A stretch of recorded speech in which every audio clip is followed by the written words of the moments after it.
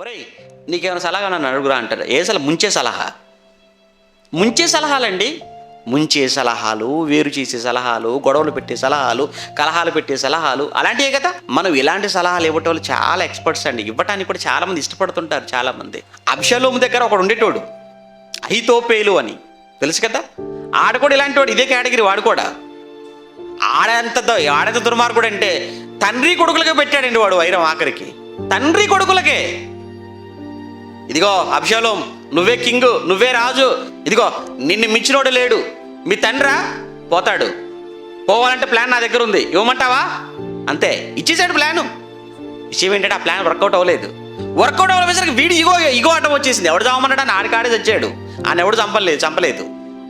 ఏమండి, ఇంట్లోకి వెళ్ళిపోయాడట, ఉరిపోసుకుంటూ చచ్చాడట. అంటే మీరిచ్చే తప్పుడు సలహాలు, మీరిచ్చే తప్పుడు ఆలోచనలు ఎప్పుడు కూడా మనిషిని కలిపే సలహా ఇవ్వండి. మనిషికి మధ్య ప్రేమ ఏర్పడే సలహాలు ఇవ్వండి తప్ప మనిషికి పగలా పెట్టాలి, ఆన్ని విని ఎలా విడదీయాలి, వాళ్ళ మధ్య ఎలా అగ్ని రాజు పెట్టాలి, వాళ్ళిద్దరూ కొట్టుకుంటుంటే తిట్టుకుంటూ చూసి ఎలా ఆనందించాలి అని నువ్వు అనుకుంటే నెక్స్ట్ నీకే జరుగుతుంది అదంతా. అలాంటి సలహాలు కూడా మీరు వినకండి, అస్సలు మీరు వినకూడదు. అలాంటి ఆలోచన ఎవడైనా చెప్పాడు అని అంటే అక్కడే మీకు అర్థం కావాలి, వాడు మీ మేలు కోరుకునేవాడు కాడు అని.